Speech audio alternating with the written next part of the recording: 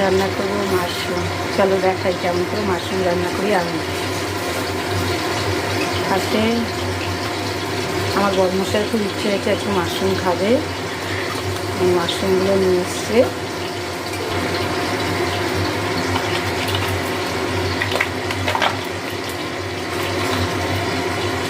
মাশরুমগুলোকে ভালো করে ধুয়ে নিতে হবে। ফার্স্টে পরিষ্কারভাবে এইভাবে ধুয়ে তুলে নিয়েছি। মাশরুমগুলোকে পিস পিস করে কেটে একটু হালকা ভেজে তুলে নিয়েছি।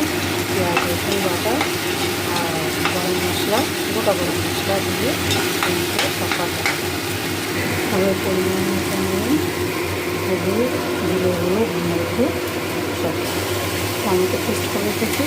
টমেটো পেস্ট করে আমার মশলাটা কষানো হয়ে গেছে। এবার মাশরুমটা দিয়ে দিলাম।